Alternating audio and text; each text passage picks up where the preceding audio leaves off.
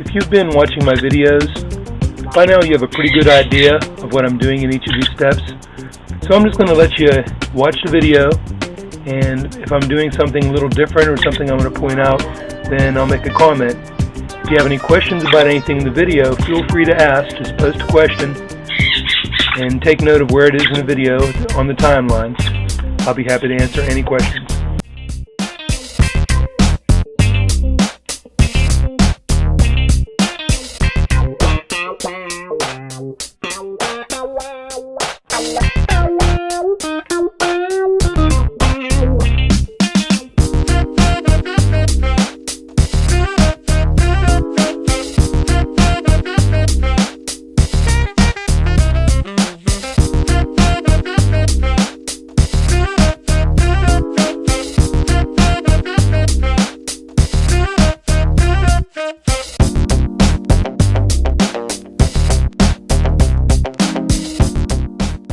If you ever get a tear when you're doing this technique, don't worry about it too much. Just rip off a little patch and while it's still wet, and use the same technique, glue and squeegeeing it down. You will have a little bit of a line to deal with, but it's easy to stand.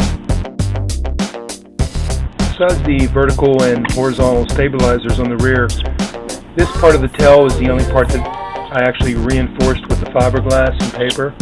The rest of the aircraft fuselage was just paper, because it was paper on both sides, inside and out, because I was trying to protect from any possibility of damage from a fuel leak.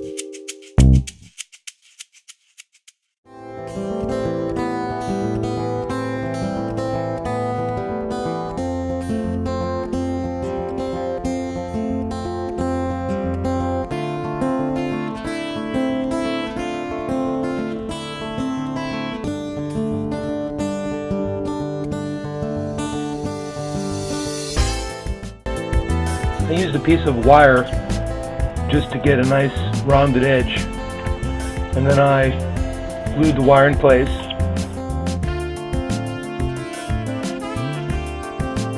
and puttied it in around the edge and coarse sanded it. I'm going to use a mixture of resin and putty, half and half, with both hardeners. The reason for the putty is that it just thickens the mixture, kind of makes it like a milkshake. It flows into all the corners nicely and coats everything really well. And then hitting it with a heat gun, just enough to bring all the bubbles to the top. And then finally a coat of plain resin, again with the heat gun to bring all the bubbles to the top. I'm not sure if I'm actually going to use that wheel or not. We'll find out. Depends on how light it is and how strong.